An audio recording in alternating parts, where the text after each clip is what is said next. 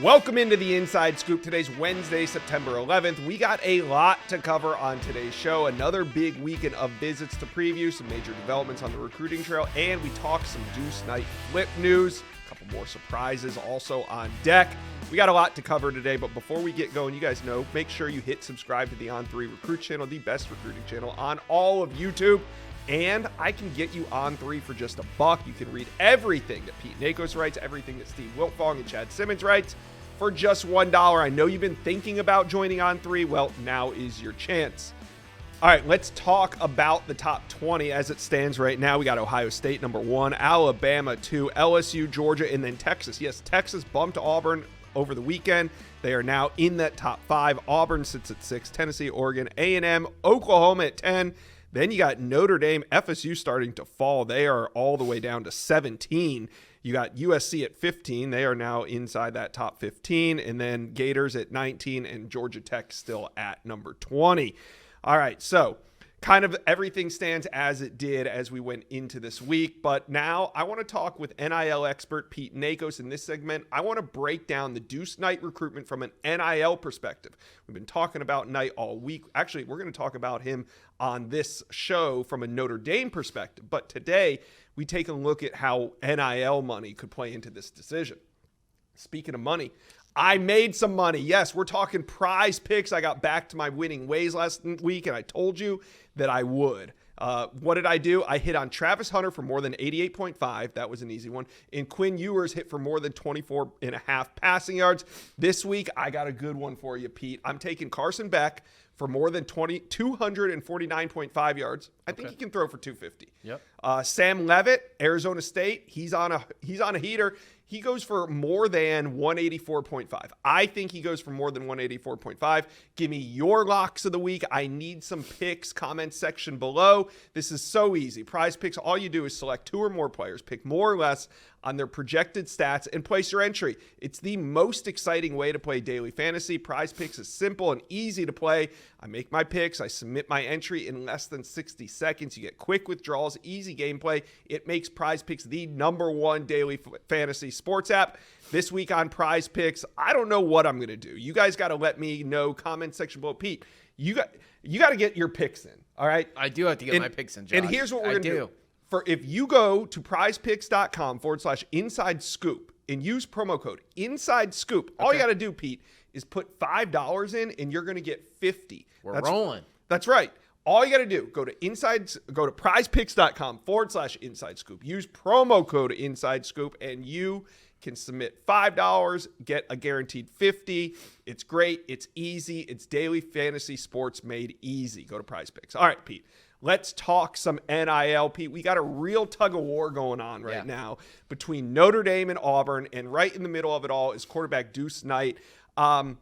Let's reset. He's been committed to Notre Dame now for almost a year. How much did NIL play into that original decision? Close to nothing. The idea of playing for Marcus Freeman, playing for that Notre Dame brand, had a lot to do with Deuce Knight's initial commitment to the Fighting Irish, and obviously has risen up the rankings during then. Now 5-star recruit, one of the top quarterbacks in the country, and now as we approach this early National Signing Day period, which is a few months out now, we now have flip season has arrived, and Auburn's doing everything they can to flip him from Notre Dame. Yeah, see, so not every recruitment is determined by NIL or dollars, but now that Auburn's involved, we know they play the NIL game as well as anybody in the country. How much is NIL factoring into this potential flip? Have you heard that there's rumors of any NIL dollars flying around? So there's 2 sides to this, right? So Auburn has a great NIL collective, Onto Victory, and then Notre Dame also has one that's nicknamed The Fun. So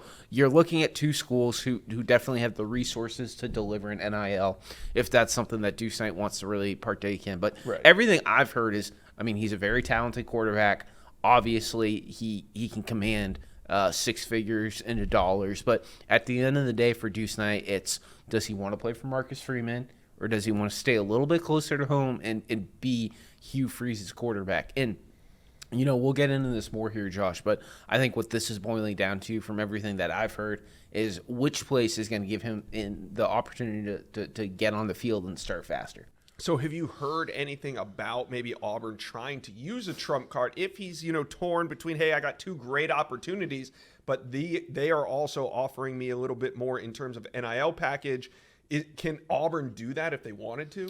They could. I've been hearing a lot of mixed signals this week, and I'll tell you one thing, that Notre Dame is ready to step up if it does come down to an NIL That was battle. going to be my next question. I guess what I was going to say was, can Notre Dame, if it came to it, not saying that it will, because as of now, I mean, that's really not what Deuce Knight has based this decision off of. But Correct. If they had to, could Notre Dame match something that Auburn? Yeah, I would say that Notre Dame and Auburn, I think it's really going to come down to a relationship and where does he want to play college football and not exactly dollars. And Josh, the one other thing I'll add about Deuce Knight is obviously really talented quarterback. We've covered that. Mm-hmm. Also a guy, though, who's extremely competitive, wants to play, and I think that's what's really weighing on him. The other thing I continue to hear, too, is he's built a really good relationship with that Notre Dame staff and Marcus Freeman, and trying to figure out what he wants to do, and then also having to deliver the news. I mean, that's a lot for a teenager to try to do. Is this a rare recruitment? I mean, we talk when we're looking at the top 10, top 15 quarterbacks in America. We know NIL dollars are flowing because it's one of the most important positions. We've talked about offensive line. Well, quarterback is right up there with offensive line. So is this kind of a rare recruitment where, just speaking in general on what you've heard behind the scenes, do most quarterbacks factor in NIL, or is it a situation like this with Deuce Knight? You go back like 2-3 years ago, we talked about Jaden Rashada, Nico Imaleva. Those recruitments, NIL wasn't everything, but the dollars were extremely higher than they are these days. You look at someone like Deuce Knight, I think that I don't think NIL dollars are everything. I think it matters. I also think that this NIL market has matured to a point where if you are a top quarterback, the dollars are going to be there. Right. And when you're evaluating these schools, it's, okay, where can I get on the field close enough? Which quarterback coach do I trust enough to help me get to the NFL and get the big money? Those are kind of like the evaluation decisions that someone like a Deuce Knight is trying to make right now. All right, guys, talk to us about this Deuce Knight recruitment. How do you guys feel? I'm going to have Mike Singer, Notre Dame insider, on later in the show. We're going to talk a little bit more about it. You guys can go find that video if you're watching this right now. But I want to see what you guys think about Deuce Knight in the NIL factor. How much do you think it plays into his decision? Let us know. Comment section below. Good job, Pete. Yeah, thanks. Let's talk some Nebraska recruiting. You can tell Husker fans are still buzzing from the big win over Colorado, so much so that I haven't even had a chance to catch up with Sean Callahan, a Husker Online. They have been having a busy week over on the site, but I got him here today, and in this video, we're going to find out how the win over Colorado has impacted recruiting and who could be the next to commit. Nebraska fans, jump on board, hit subscribe to the On3 Recruit channel. We love talking Nebraska recruiting. We're going to do it all season long, so jump on board and hit subscribe. All right, let's bring in Sean Callahan, Husker Online. Now, Sean, Nebraska up to 19 commitments. The last one was a big one. The number one player in the state, linebacker Christian Jones, committed shortly after visiting for the Colorado game. What does this commitment mean for Nebraska recruiting? I think just getting arguably the number one player in the state locked up. Nebraska offered Christian Jones when he was a freshman in high school, and that was the previous coaching staff. So it's been a 4-year courtship for Jones, who is a dynamic all-around athlete, an edge player, a linebacker. He's a top shot put thrower. He runs 10-9 in the 100. I mean, so he's built and does a lot of things at a high level. And he played his cards so close to the vest. I think Oklahoma was the other real player at the end, but he had been to Lincoln 2 straight weeks in a row for the UTEP game and the Colorado game. And I think it got to the point probably where Matt Rule's like, look, what else do you want to see? Look at this place. Look at this atmosphere. It was incredible on Saturday night for the Colorado game and the atmosphere it provided. And it's no surprise it yielded a commit from Christian Jones to give them a key in-state player. Not only that, but also a position of need. When you look at this roster, a linebacker spot like he's going to fill is a really big area of need. Yeah, Matt Rule was saying, I think Husker fans were as well. I mean, the number one player in the state, Husker fans were like, man, what more do you need to see? But obviously he saw enough. He makes his commitment. That's huge. And, when I'm looking at Nebraska's commit list, I see 6 out of the top 10 players in the state are now committed. Sean, if Nebraska keeps rolling, is there anybody else in that top 10 that you could see them going after and trying to land? Yeah, and I think the cutoff line really stops at the top 8. When you kind of look at our industry rankings, they made 8 offers in state. Ryman Ziebert committed to Stanford. Right. And I think that was a mutual one on both sides, and it's a great opportunity for him to go to Stanford. The one that you look at and zone in on is Chase Lofton, who's a Florida State commit out of Millard South.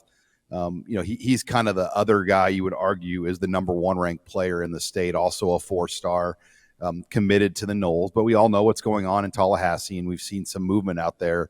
The question is, Nebraska, the tight end position here locally is as good as it's going to be. His own teammate, Isaac Jensen, is a tight end as well for 2026. He's probably the number 1 player in the state for 2026. Matt Ludwig from Montana, Billings, Montana, his cousin, Vince Genatone, is a Husker. He is a top 300 tight end athlete for that year as well. And then in 2027, Cooper Terwilliger from Pierre, South Dakota, is another 4-star type level tight end. Both Ludwig and Terwilliger have Georgia and Michigan offers already, to kind of put in perspective how highly touted those players are. So I'm never worried about tight end, but knowing Matt Rule like I do, I think if Chase Lofton wanted to get back involved in Nebraska, they would make it work. Yeah. And so far, you got 2 programs going in different directions. So I'm out in Nebraska and Florida State, at least after 2 weeks. So we'll see what happens there with Chase Lofton. Let's talk about another flip target. This one was on campus over the weekend. We're talking edge Dawson Merritt, committed to Alabama. What are you hearing coming out of this weekend visit? Well, it was a victory to get him here, especially for the atmosphere, because they've had him for a spring game and they've had him for practices and visit weekends, but nothing like this. I mean, this was the peak of being able to sell Nebraska to a player like Dawson Merritt. A night game, Deion Sanders on the other sideline, a dominating performance, a packed house. So it all lined up. And I know Nebraska's definitely got his attention. It's a matter of, what does he ultimately want and what does he see in the end? It's hard to flip a guy like that, because I do think his commitment to Alabama really meant something. He had been to Alabama several times as well. So we'll see where it goes, but you have to watch it closely because he came back to Lincoln, and that should get your attention. Yeah. So big visit there with a major flip target. We'll see what happens. But I mentioned at the top, 19 total commitments in Nebraska's 2025 class. We know we're getting down to the final spots here. What would you consider the biggest need still left to fill for the Huskers?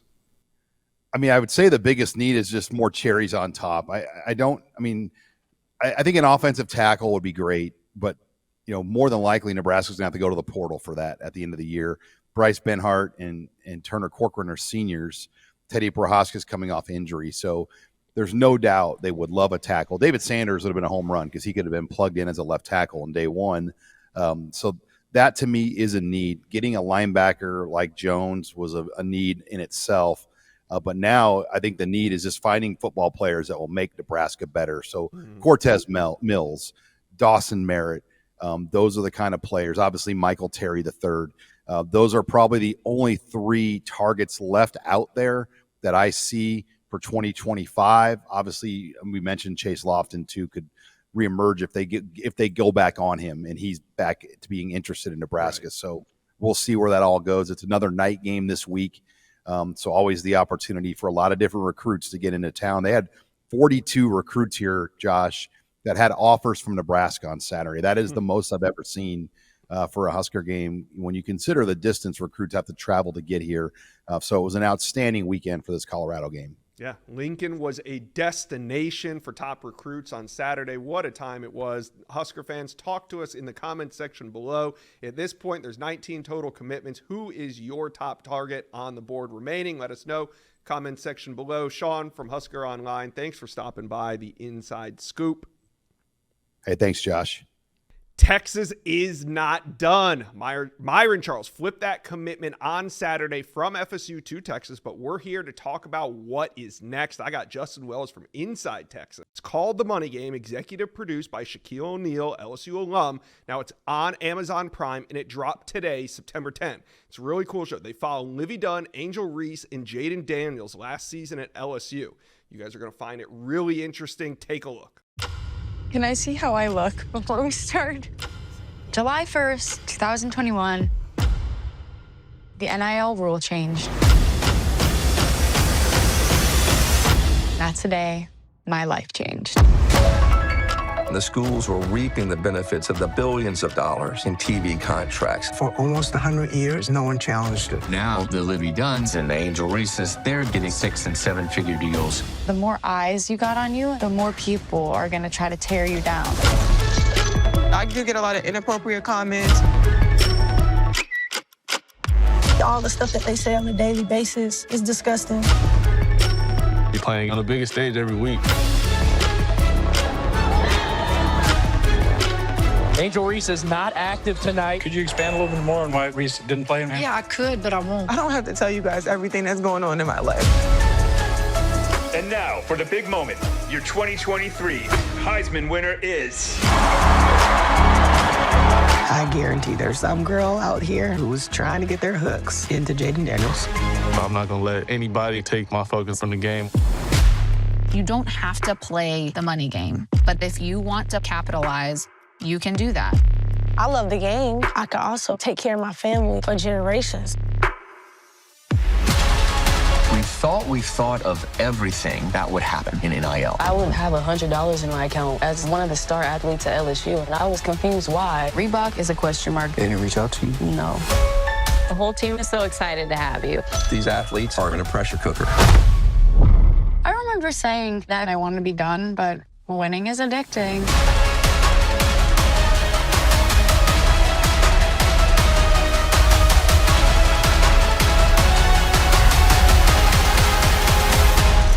I think this is the beginning of it, and it's beautiful.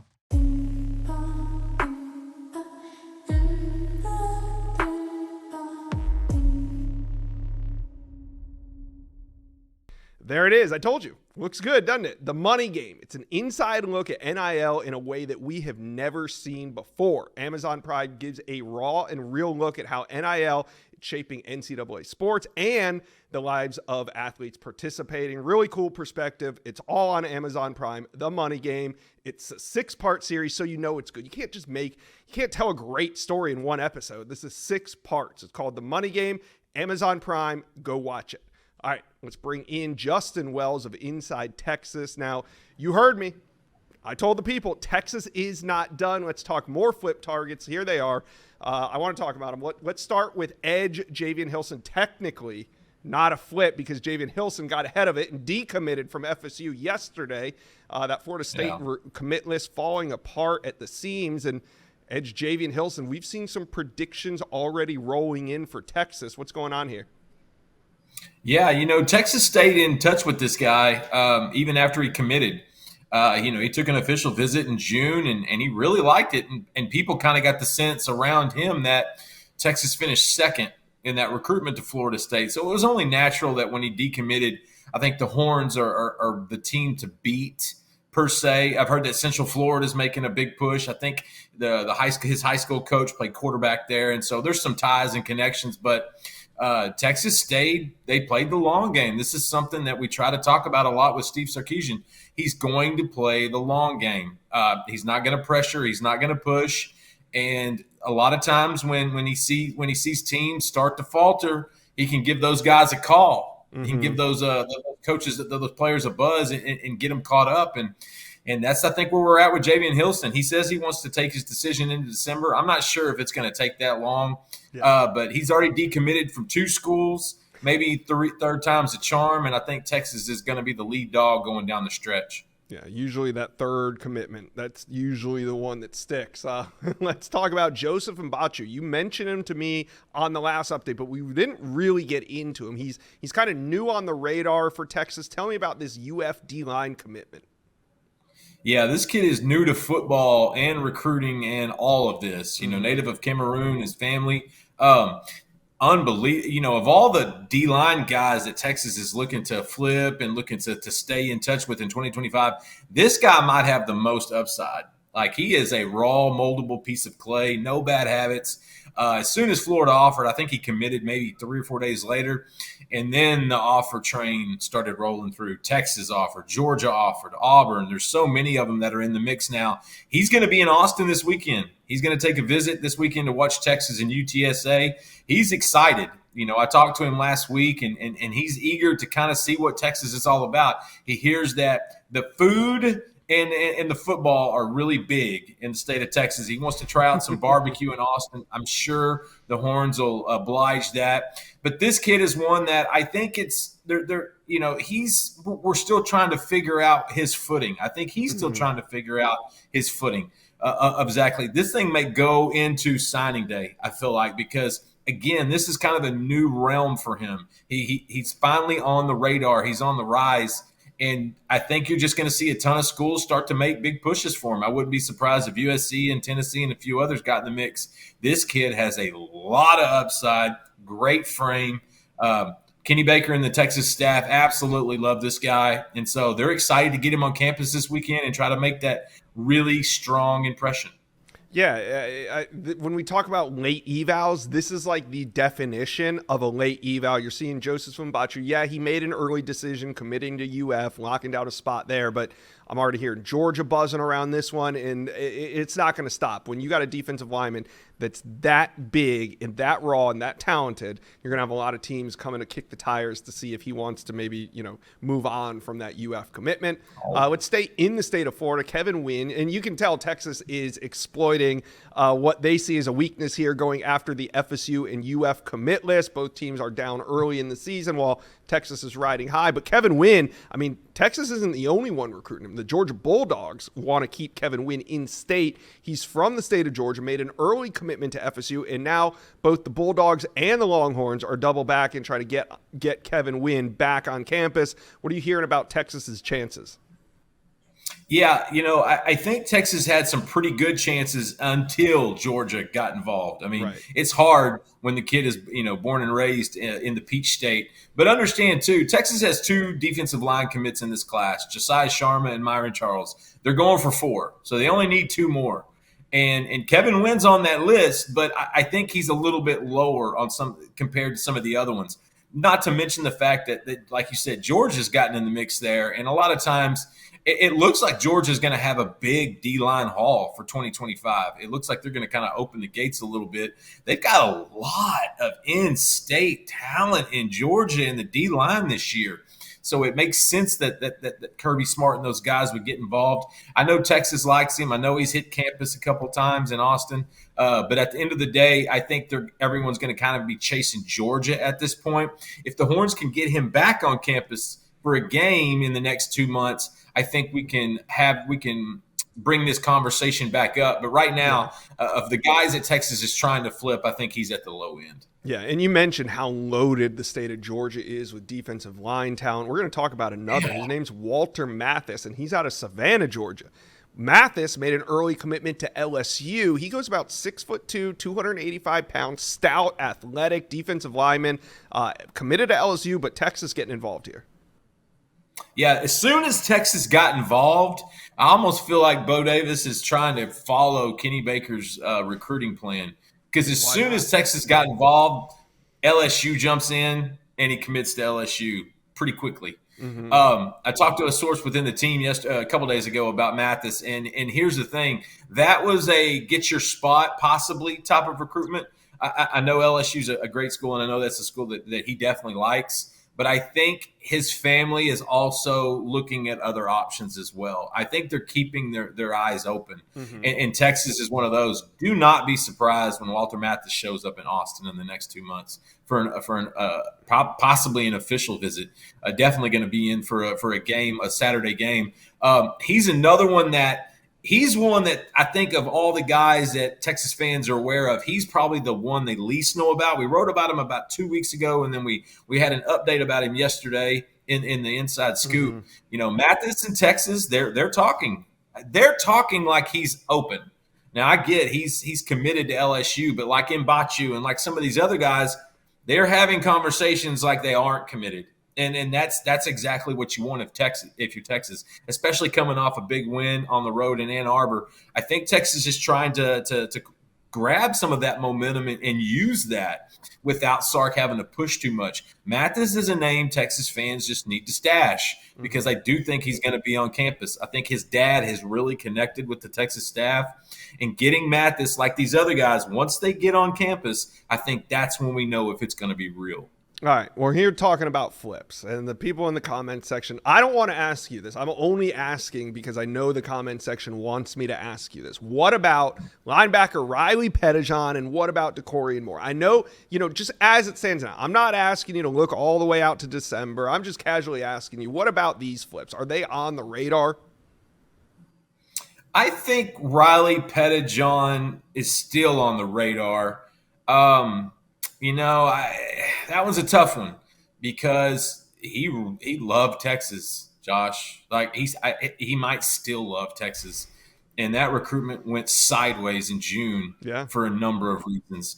I think they definitely stay in touch. I know they want to try to get him back on campus, and so I think there's guys like Madden Ferrimo out of California that Texas may have looking a little bit harder at. Maybe pushing a little bit more, not trying because he's not a kid you have to flip necessarily.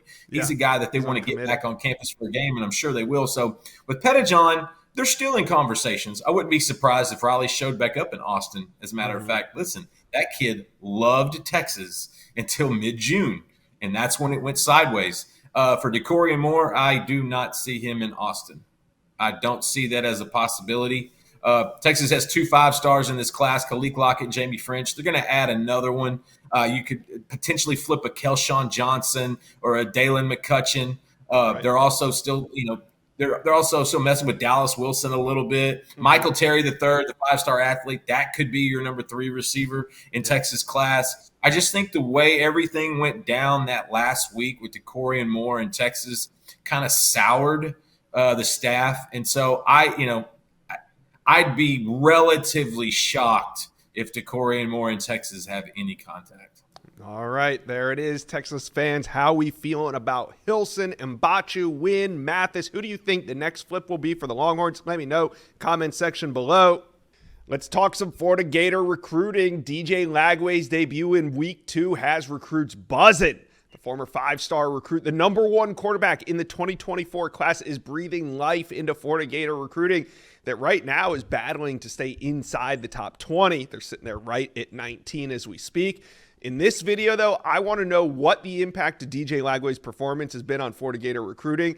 I got Corey Bender here from Gators Online, and he's been talking to recruits ever since Saturday's win over Samford.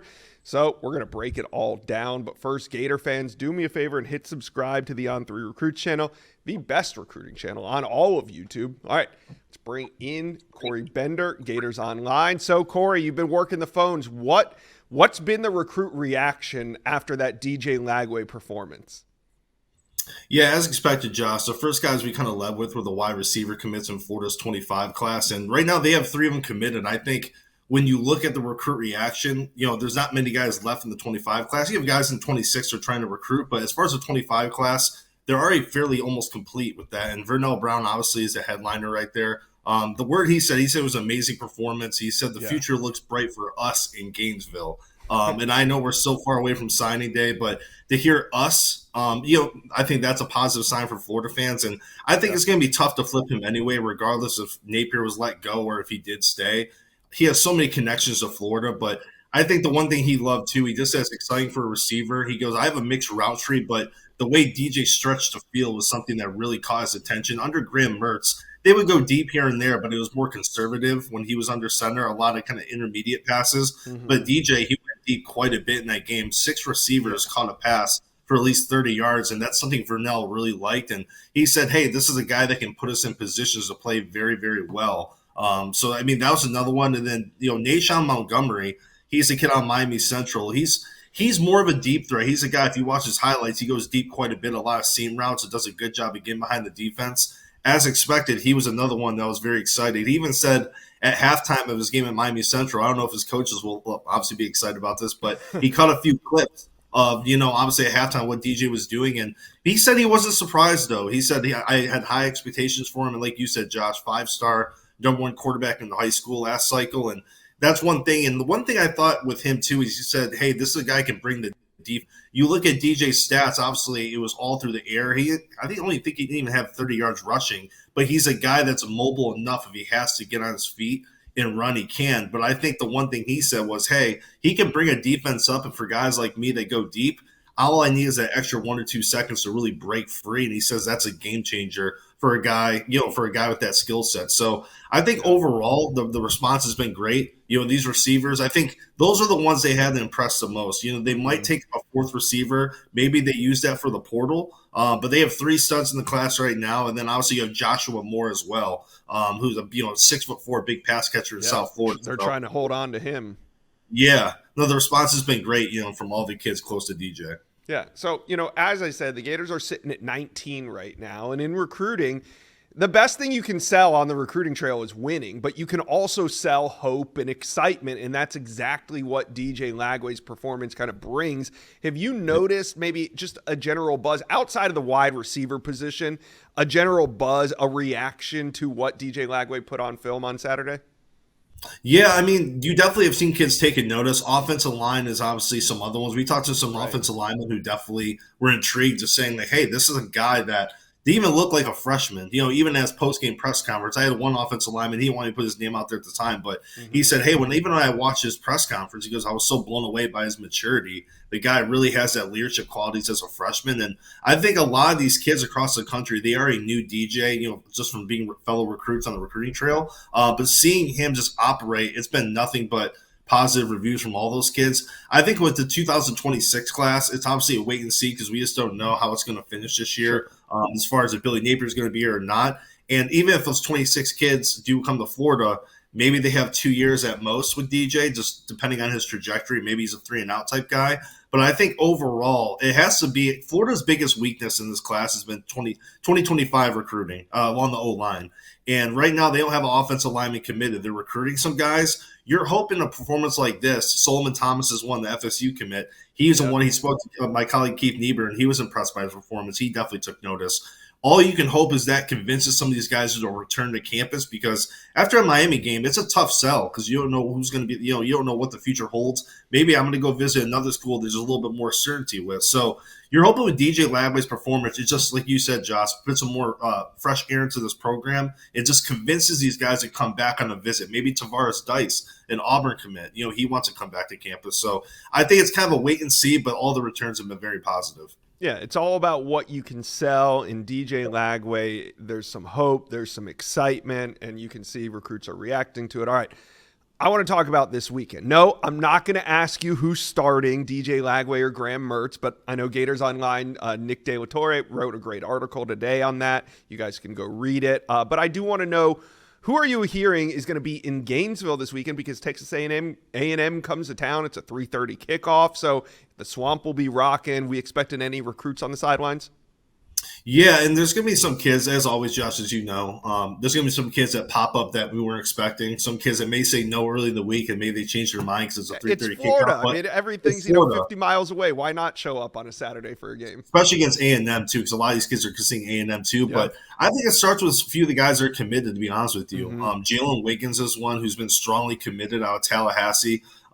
He's a kid, he's probably one of the faces of the class. He's coming back to Gainesville. He wasn't able to come back last weekend, so continuing to have FaceTime with him, I think, is important because you have schools like Florida State. I mean, schools across the map still in his ear trying to flip him. I think he's still very solid. Deshaun Montgomery, we just spoke about him. He's another one finally coming back to campus, and he said, I'm excited to see DJ play, whether it's he plays most of the snaps or splits them with Graham Mertz. But, schools like Penn State, LSU, there's still schools pushing for him. So although he is still a Florida commit, and that commitment is still considered strong, like you said, you still got to show these guys promise. And I know Florida's still trying to work on getting Joshua Moore back to campus. And, I think that's one of the more important ones as far as keep holding on to, because we think Miami is the toughest competition for Florida right now. He visited Miami 2 days after that season opener too, which wasn't a good sign, obviously, for Florida. So I know they're actively working to get him on campus this weekend if they can. maybe they can kind of get that momentum back on their side. And some other guys right now, Josh, are a lot of 2026 prospects, a lot of notable guys. Simon Caldwell, he's getting out of Jacksonville Bulls, Under Armour All-American safety. One kid to keep an eye on, too, out of Winter Park, West Orange, is Devontae Anderson at 2026 DB. We put an RPM pick for him several weeks ago. Visited Florida numerous times, and Florida's the leader there. So maybe with a good performance, maybe he pops. So I think overall the list is still growing. They're still actively trying to get these kids to campus. I talked to a few of them that said, hey, I got the invite, but I'm just not sure what I'm doing this weekend. So we'll have a full visitors list posted here soon, and there'll probably be a few surprises as well. There always is. All right, Gator fans, talk to Corey and I. Let us know, how are we feeling about DJ Lagway, that performance, and do you think it'll make an impact in recruiting? Let us know, comment section below. The battle for Deuce Night is not over. The flip from Notre Dame to Auburn, it hasn't happened yet, and there's a major development to report today. In this video, we got Mike Singer, Notre Dame insider. He's on to talk about what the Irish are doing right now to keep Deuce Night on that commit list. Remember, the experts, they've been saying for about a month now that they were confident in a flip, but not so fast. We're going to break it all down. But first, Notre Dame fans, do me a favor right now. Hit subscribe to the On3 Recruits channel, the best recruiting channel on all of YouTube. All right, let's bring in Mike Singer from blueandgold.com. Mike, let's talk about the major development reported today by our own Steve Wiltfong. Yeah, this has been such a whirlwind of a day in my line of work. Josh, you just don't know when you're going to wake up, and it's a whole Deuce Night morning. Now it's just all Deuce Night, so you get... And not him flipping either. Like, we're not here to talk about a flip. We are not. It's more optimistic on the Notre Dame side of things, which I didn't really expect. As you talked about in the lead-in here, there's been so much discussion about an Auburn flip, but then you get Steve Wiltfong reporting that, hey, it's very much possible that he's going to visit for that Louisville game at the end of September, which we'd been hearing more, but now it's more of a possibility, even looks like. But then you get Jeffrey Lee from Auburn Live saying, hey, he might actually officially visit Auburn that same weekend when the Tigers toast Oklahoma. And then, I know Mr. Lee has been a little back and forth on whether he thinks that's actually going to take place. So we could spend an hour on this, Josh, but it really comes down to this, in my opinion. Is he going to visit Notre Dame on the September 28th weekend, or is he going to visit Auburn? All right, well, let's bring in Jeffrey Lee from Auburn. No, I'm just joking. We'll get Jeffrey. I'll get Jeffrey on another video separate. But yeah, I mean, we're going to, so I guess what this leads me to ask you is, the whole time that Deuce was flirting with Auburn, he made the first 2 weekend visits there. Was Notre Dame just sitting back and letting Deuce Night do his thing, or was Notre Dame active with him still and trying to still communicate and keep him on that commit list? Yeah, Notre Dame definitely kind of covered all of its bases. It's my understanding when the news first dropped that he was at Auburn at the end of July, that they were communicating with him, hey, what's going on? Hey, what's going on? And then it continues on, more rumors about him flipping, and they had those conversations like, are we still good? And then I think at some point Notre Dame was like, I mean, he tells us he's good. We're just going to keep recruiting him and talking to him like normal. And I think that's continued on. I was told that just this past Friday, he had a conversation with Notre Dame and his future roommate, potential future roommate at Notre Dame. And, I know he had a big conversation with Marcus Freeman last week. So on the Irish side of things, they know the buzz is out there about Auburn. Obviously, he was just there back-to-back weekends, but they're continuing to recruit him as if it's just a dogfight. It's really been an interesting battle here because, you got Deuce Night, who's been solidly committed, but then he sneaks away to make some Auburn visits, and now going to be back at Notre Dame. That visit would be, September 28th, I believe, is the Saturday. So did you say, is that official or unofficial? This would be his unofficial. He took his official in June. He was basically in South Bend all of June, but Auburn side of things thinks he might take an official there that same weekend, so we'll be on a flight watch, I guess, that day. Yeah. Well, we got a couple weeks to figure out exactly what's going to happen. Do you think there was a lot of talk heading into the weekend? Auburn experts, Jeffrey Lee, one of them, thought that there was a good chance that Deuce Knight might commit. Obviously, Auburn shocked at home by Cal. They lose. I mean, you know, we've been covering recruiting for a long time. We know the atmosphere in a locker room when you win, it is conducive to like commitments and things like that. Do you think, or have you heard anything about the fact that Auburn lost? Do you think that maybe got a foot back in the door for Notre Dame? Well, I mean, Notre Dame lost to Northern Illinois that same day. Yeah, but what I'm saying, I guess, is do you think if that Auburn locker room was jumping after a big win, do you think Deuce Knight might have pulled the trigger and finally flipped? I honestly don't think so, because going into it, you continue to hear behind the scenes from the Knight side of things and on the Notre Dame side of things that this is much more of a conflicted prospect than the Auburn side might want you to believe, that there was so much optimism coming from the Auburn side of things. But then, from what I'm being told, it was much more of like a 50-50 proposition. And then for me, I'm like, I don't know what to believe. You just get such conflicting things. So, yeah, I mean, you have both teams losing bad against bad, but in bad fashion. But I'll add this real quick, Josh. There was more talk about him flipping before the game than after it. I think time is a good thing for Notre Dame. I mean, it has been since the beginning. You know, he made it there for Big Cat Weekend at the end of July, didn't flip, gave it more time. I feel like the more time he keeps giving it, maybe it's a better situation for Notre Dame. Very possibly, but also if you're Notre Dame, you don't want to be left at the altar and scrambling for a last-minute quarterback. Yeah. So that's kind of where it gets tricky. Yeah, it's one thing when it's like a Peyton Bowen flip in or an Edwards flip at the end of Colorado, but it's another when it's your quarterback and it's and you're only taking one. So yeah, I get what you're saying. All right, well, any other big visits Notre Dame fans should be aware of besides the Deuce Knight one? Yeah, Madden Fremont. I mean, Notre Dame doesn't have too many prospects left. Right, in this they're closing out this class for sure. Very much closing out the class, but big receiver official visits potentially around the corner. We've been reporting about that at Blue and Gold. I know Steve Wiltfong has as well. Madden Fremont, likely he's going to come in for the Louisville game. It's a huge linebacker target for the Irish. Then Nathaniel Owusu-Boateng, we're expecting him to be on campus for the Florida State game November 9th. All right, Notre Dame fans, talk to us. How are we feeling about Deuce Knight after this major development? It sounds like he might be back on campus this month. Let us know, comment section below.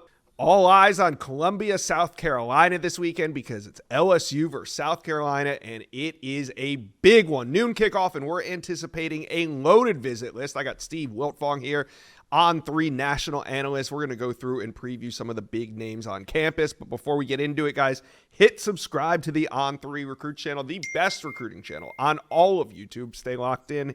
Hit subscribe for me, please. All right, let's bring on Steve Wiltfong, and we're looking at this visit list. Steve, who do you think are the most important prospects that are going to be on the sidelines for this one? Well, I was talking to someone around Columbia that told me, and I was digging through my phone there to look up the exact quote. This will be one of the bigger recruiting weekends in South Carolina history. So there is a lot of excitement and anticipation. ESPN Game Days coming to town. Oh, yeah. All the stars are going to be out, and it is going to be a phenomenal visitor list for South Carolina. And it's going to continue to grow as the game day gets closer. A few flip targets, Josh. Damola Ajadahun is an offensive tackle committed to Georgia Tech right now. He's ranked in the On3 top 100. He spent some time around Georgia this season, but South Carolina also in the mix here for Damola as they take their swing. And tight end Mikael Skinner, an On300 recruit from in-state, currently committed to Cincinnati. This will be his second game visit at South Carolina. The Gamecocks are actually battling Kentucky here. He was in Lexington last weekend to watch South Carolina roll over the Wildcats. Now he's going to be in Columbia, has a chance to watch South Carolina get a big win against LSU. So more opportunity for them there in the 2025 class. In the 2026 class, they got a couple talented linebackers committed. the number 2 linebacker in the On3 rankings, Rodney Colton's in the fold. And then edge rusher Keenan Britt is also committed. Those guys have taken visits to other places since they committed to South Carolina. Rodney Colton was at Georgia last weekend, so getting him back to campus is huge. And then one of the top 2026 offensive linemen in the country, Darius Gray. He's been to South Carolina quite a bit, was at their spring game, back this weekend. I think the Gamecocks are the early leader for Darius Gray. He's got a national offer list. All right. Shane Beamer and the Cox, year 4, off to a great start. What are you hearing just about recruiting from the kids that you talk to? Well, South Carolina always does a fantastic job of building relationships with top targets. They have a really good infrastructure and a lot of resources around the program to win blue chip battles like they did with Dylan Stewart in the cycle before. These young men want to see this program turn around coming off the season they had. And so far, so good, 2-0, going into Lexington, a tough place to play, and rolling over Kentucky was a nice start to the season. But South Carolina, they had 2 straight top 20 recruiting classes coming into this cycle. So we've seen them recruit at a high level. They're just outside the top 30 right now. But if they continue to play at a high level right now, and they got some big opportunities coming up after this one with top 10 opponents in Ole Miss and Alabama, it's a heck of a time to capitalize, and it begins on Saturday. Yep. All right, South Carolina fans, talk to us. Comment section below. How do you feel about this upcoming game? And if the Cox can beat LSU, who are your top targets that you want to see South Carolina make a move with? Let us know. Comment section below. Well, you've made it to the end of today's video, but there's hundreds more videos on the On3 Recruits channel for you to check out. And also, while you're here, hit subscribe.